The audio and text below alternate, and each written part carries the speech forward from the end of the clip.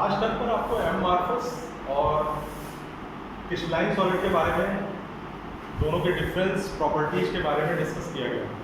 अब उससे आगे हम चलते हैं classification of crystalline solids. Crystalline solids crystalline solids की अगर हम बात करते हैं तो सबसे पहले हम बात करते हैं क्रिस्टलाइन जो आपके सॉलिड्स होते हैं। अभी मैंने पीछे ही बताया कि इनका जो शेप होता है वो जैसे एमआरएफएस कंडीशन का शेप नो फॉर्म होता है, कहने का मतलब शेप नो फॉर्म में कंडीशन में होता है, लेकिन क्रिस्टल सॉलिड्स का शेप क्रिस्टल फॉर्म होता है या कोई ना कोई शेप इसमें प्रेजेंट होगा। तो इसको भी हम चार क्लासिफिकेशन करते हैं क्रिस्टलाइन का। तो इसको हम चार पॉइंट्स में डिवाइड करते हैं। एक होता है मॉलिक्यूलर सॉलिड्स,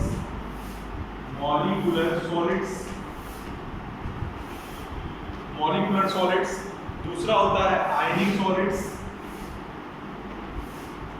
सॉलिड्स। तीसरा होता है, नेक्स्ट कंडीशन में हम चले आएंगे, कोवैलेंट सॉलिड्स। और चौथी कंडीशन में हो जाती है, जो चौथी कंडीशन आपकी आती है उसको बोलते हैं मेटेलिक सॉलिड्स। तो चार कंडीशन यहाँ पर प्रेजेंट हुई, एक molecular, ionic, covalent and metallic solids. अब एक एक को लेकर चलेंगे। तो सबसे पहले हम लेकर चलते हैं मॉलिक्यूलर सॉलिड्स। तो मॉलिक्यूलर को भी अगर डिवाइड करते हैं, क्लासिफाइड करते हैं, तो इसको भी तीन टाइप से डिवाइड किया गया है मॉलिक्यूलर को। सबसे पहले को बोला गया है नॉन पोलर मॉलिक्यूलर सॉलिड्स। और दूसरी कंडीशन नॉन पोलर के बाद पोलर मॉलिक्यूलर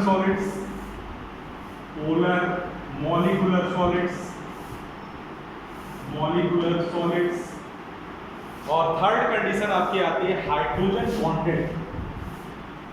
लास्ट कंडीशन आती है हाइड्रोजन बॉन्डेड मॉलिक्यूलर सॉलिड्स। इसको भी हम बोल सकते हैं हाइड्रोजन बॉन्डेड मॉलिक्यूलर सॉलिड्स। तो पहले क्लासिफाई किया गया क्रिस्टलाइन को मॉलिक्यूलर, आयनिक, कोवैलेंट और मेटेलिक कंडीशन। इसके बाद जो मॉलिक्यूलर सॉलिड्स है इसको भी तीन टाइप से क्लासिफाई किया गया है। एक पहली कंडीशन कहलाती है नॉन पोलर मॉलिक्यूलर सॉलिड्स, दूसरी कंडीशन कहलाती है पोलर मॉलिक्यूलर सॉलिड्स, और तीसरी कंडीशन कहलाती है हाइड्रोजन बॉन्डेड मॉलिक्यूलर सॉलिड्स। तो सबसे पहले हम बात करते हैं मॉलिक्यूलर सॉलिड्स की। तो मॉलिक्यूलर सॉलिड्स की अगर हम बात करते हैं तो मॉलिक्यूलर सॉलिड्स की कंडीशन में हम देख सकते हैं कि the molecular solids, the constituent particles, they are held together by van der Waal force, या इसको हम कह सकते हैं the force are electrostatic in nature and much weaker than the valence bond forces.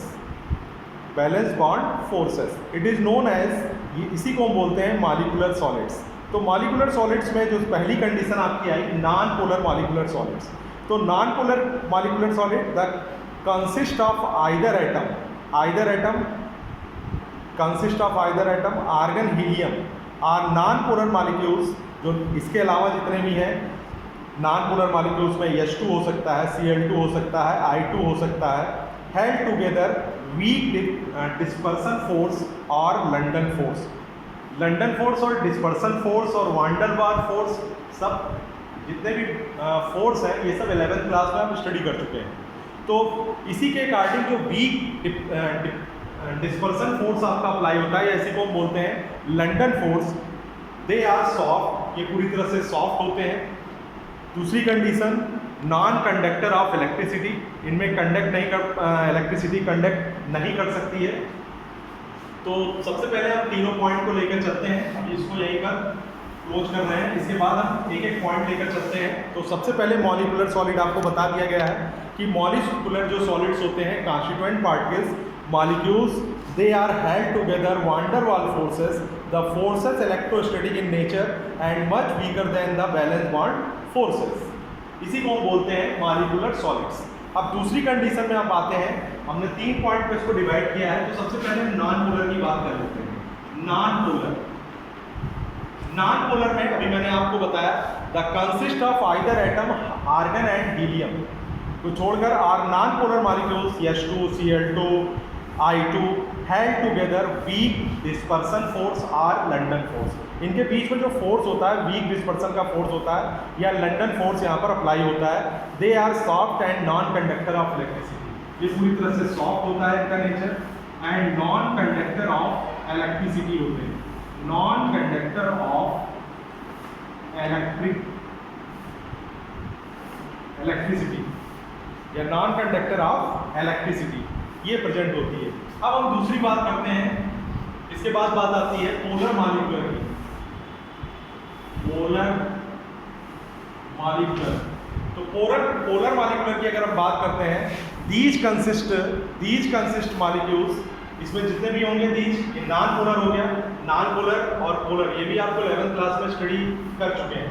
तो नॉन पोलर में अभी मैंने आपको बताया कि जितने hydrogen, chlorine, bromine same type से, और पोलर कंडीशन में आप देख सकते हैं जैसे HCl है पोलर मॉलिक्यूल्स में, SO2 है, इन सब के बीच में जो रिलेटिवली स्ट्रॉन्गर, जो इनके बीच में जो फोर्स अप्लाई होता है, it is known as stronger dipole interaction force. यहाँ पर जो फोर्स आपका अप्लाई होगा वो स्ट्रॉन्ग डाइपोल इंस्ट्रैक्शन यहाँ पर शो होता है, और ये क्या होते हैं, they are soft and non conductor of electricity. Soft तो होते हैं लेकिन ये नॉन कंडक्टर ऑफ इलेक्ट्रिसिटी, ये कंडक्ट कर सकते हैं, नॉन कंडक्टर ऑफ इलेक्ट्रिसिटी। जो आपका ऊपर वाला था नॉन पोलर कंडीशन, वो भी नॉन कंडक्टर ऑफ इलेक्ट्रिसिटी था, और ये भी सॉफ्ट थे, लेकिन यहाँ पर जो आपका है वहाँ पर वीक फोर्स आपका अप्लाई हो रहा था, और यहाँ पर क्या हो रहा है पोलर मॉलिक्यूल्स में, यहाँ पर जो आपका पोलर मॉलिक्यूल्स है स्ट्रॉन्गर डाइपोल इंस्ट्रक्शन, इनके बीच में जो फोर्स होता है स्ट्रॉन्गर डाइपोल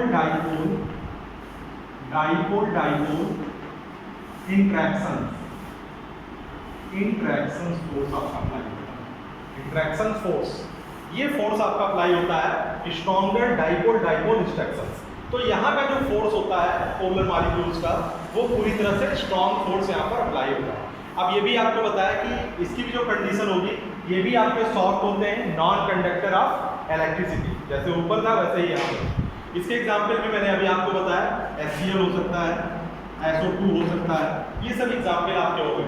तीसरी कंडीशन में आ जाएंगे hydrogen bonded molecule. Hydrogen bonded, जैसे नाम से ही आप परिचित हैं कि इनके जो पोलर कोवेलेंट बॉन्ड होते हैं, पोलर कोवेलेंट बॉन्ड बिटवीन सच सॉलिड्स होते हैं, जैसे आइस का एग्जाम्पल आप ले सकते हैं, आइस, उसी के अकॉर्डिंग यहाँ पर जो बॉन्डेड्स होते हैं स्ट्रॉन्ग हाइड्रोजन बॉन्डिंग, जो इनके बीच में हेल्ड टुगेदर होती है स्ट्रॉन्ग हाइड्रोजन बॉन्डिंग। यहाँ पर जो फोर्स आपका अप्लाई होगा वो हाइड्रोजन बॉन्डिंग का फोर्स अप्लाई होता है। अब यहाँ पर जो कोवेलेंट बॉन्ड होते हैं between hydrogen, fluorine, oxygen and nitrogen atom, 3 condition मैंने आपको बताई, hydrogen and fluorine, oxygen and nitrogen. सीधे हम ये भी कह सकते हैं, डिफाइन कर सकते हैं, the molecules of such solids contain polar covalent bond between hydrogen and fluorine, oxygen or nitrogen atoms, they are held together by strong hydrogen bonding। इनके बीच में स्ट्रॉन्ग हाइड्रोजन बॉन्डिंग आपकी प्रेजेंट होती है। अभी मैंने ऊपर से ही आपको बताते हुए चले आ रहे हैं कि यहाँ पर आपको जो फोर्स अप्लाई हुआ था वो लंडन फोर्स था, दोनों के बीच में held together weak dispersion force आपका अप्लाई हुआ था, जिसको हम बोलते हैं लंडन फोर्स। यहाँ पर स्ट्रॉन्ग डाइपोल इंस्ट्रक्शन आपका अप्लाई हुआ था, और यहाँ पर कौन सा फोर्स अप्लाई हो रहा है, it is known as hydrogen bonding, या इसको हम कह सकते हैं स्ट्रॉन्ग हाइड्रोजन बॉन्डिंग यहाँ पर प्रेजेंट होती है। अब ये तो तीनों बातें आपकी क्लियर हो गई, नॉन पोलर, और तीसरी बात मैंने अभी आपको बताई हाइड्रोजन बॉन्डेड मॉलिक्यूलर सॉलिड्स। तो 3 कंडीशन यहाँ पर आपकी अप्लाई हो गई। अब इसी की कैरेक्टरिस्टिक्स भी हैं मॉलिक्यूलर सॉलिड्स की, तो इसी के अकॉर्डिंग अगर हम कैरेक्टरिस्टिक यहाँ पर हम बात करते हैं तो दीज आर यूजली सॉफ्ट, ये पूरी तरह से सॉफ्ट होते हैं। They possess low melting and boiling point, इनके मेल्टिंग और बॉइलिंग पॉइंट भी लो होते हैं। The vapour pressure relative higher than they are volatile, ये हायर भी होते हैं वेपर प्रेशर और ये वोलाटाइल होते हैं। और the process low heat of fusion, इनकी जो प्रोसेस होती है हीट ऑफ फ्यूजन की वो लो होती है। They are not much soluble in polar solvents, last condition आपकी आती है they are poor conductor of heat. Poor conductor of heat भी ये होते हैं, क्यों होते हैं? Due to absence of mobile electrons they are bad conductor electricity act as insulator, इसीलिए ये वर्क करते हैं, इंसुलेटर रहता है। जैसे ड्राई आइस है, सॉलिड आयोडीन है, सॉलिड मेथेन है, आयोडीन है, नेप्थलीन है, are some example types of solids. अब ये सब जितने भी आपके सॉलिड्स मैंने अभी आपको बताए, ये सभी मॉलिक्यूलर सॉलिड्स के एग्जाम्पल आपको डिस्कस किए गए। अब मॉलिक्यूलर के बाद जो बात आती है नेक्स्ट, मॉलिक्यूलर सॉलिड्स के बाद हम बात करते हैं आयनिक सॉलिड्स। आयनिक सॉलिड जैसे नाम से ही आप परिचित हैं कि आयनिक सॉलिड में जो कॉन्स्टिट्यूएंट पार्टिकल होगा वो कैटायन, या आप कह सकते हैं पॉजिटिव या निगेटिव चार्ज के आयन यहाँ पर प्रेजेंट होंगे। The ions are held together electrostatic force of attraction. इनके बीच में जो इलेक्ट्रोस्टैटिक फोर्स होगा, जो भी आयंस होंगे इनके बीच में एक इलेक्ट्रोस्टैटिक फोर्स ऑफ अट्रैक्शन यहाँ पर प्रेजेंट होगा। एंड आयनिक सॉलिड्स में be suppose the oppositely charge ions held together by ionic bond. सीधे आप एक वर्ड में कह सकते हैं these ion are held by electrostatic force of attraction. यहाँ पर जो कॉन्स्टिट्यूएंट पार्टिकल होगा पॉजिटिव साइंस और नेगेटिव आयन, जिसको आप बोलते हैं कैटायन एंड एनायन, इसके बीच में प्रेजेंट होगा। और ये क्या होंगे? ये पूरी तरह से held together electrostatic force of attraction. इनके बीच में जो फोर्स आपका अप्लाई होगा वो इलेक्ट्रोस्टैटिक फोर्स अप्लाई होगा। अब आयनिक का भी एग्जाम्पल आप देख सकते हैं, जैसे मैग्नीट्यूड चार्ज ऑफ एटम है, लाइक जैसे NaCl हो सकता है, देख रहे हैं एक कैटायन है और एक एनायन है।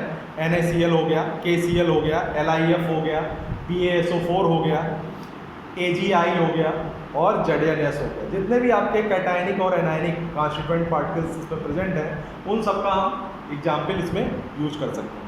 इसकी भी अगर हम प्रॉपर्टीज़ देखें तो presence of strong electrostatic force, इनके बीच में जो फोर्स होगा वो स्ट्रॉन्ग इलेक्ट्रोस्टैटिक फोर्स आपका अप्लाई होगा। दे पॉसेस स्ट्रॉन्ग इलेक्ट्रोस्टैटिक फोर्स है, इस कारण से इसका जो मेल्टिंग पॉइंट है और बॉइलिंग पॉइंट है वो भी क्या होगा? वो भी आपका हाई होगा। They have high heats of fusion, इनका जो फ्यूजन होगा वो भी हाई हीट्स का फ्यूजन यहाँ पर प्रेजेंट होगा। They are usually highly soluble in water, ये पूरी तरह से हाईली सॉल्युबल इन वाटर है। And other polar solvent but almost insoluble in non polar solvents, ये पूरी तरह से इनसॉल्युबल होते हैं नॉन पोलर सॉल्वेंट्स में। तो ये तो बात हो गई आयनिक की। अब हम चलते हैं लास्ट कंडीशन में कोवैलेंट सॉलिड्स। कोवैलेंट सॉलिड की अगर हम बात करते हैं, सबसे पहली कंडीशन आती है कोवैलेंट सॉलिड्स। कोवैलेंट सॉलिड की अगर हम बात करते हैं तो कोवैलेंट कंडीशन में the constituent particle of atoms they may be same element of the different element having similar electronegativity. Similar electronegativity, the atoms are linked together by covalent linkage. The covalent bonded arrangement of atom extend three-dimensional in the crystal lattice, resulting in the formation of interaction structure are called network। इसी को बोलते हैं network solids. ये सभी जितने भी होते हैं नेटवर्क सॉलिड के एग्जाम्पल होते हैं।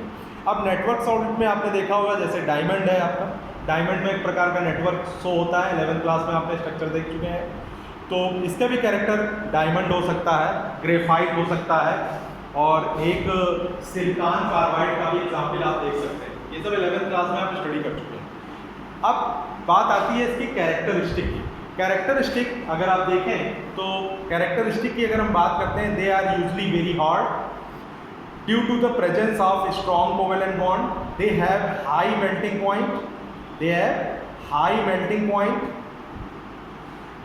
the heats of fusion are quite high, they are poor conductor of heat and electricity। इसकी जो हीट होती है पुअर है, कहने का मतलब they are poor conductor of heat and electricity. तो यहाँ तक की बात आपकी हुई कोवैलेंट सॉलिड्स है।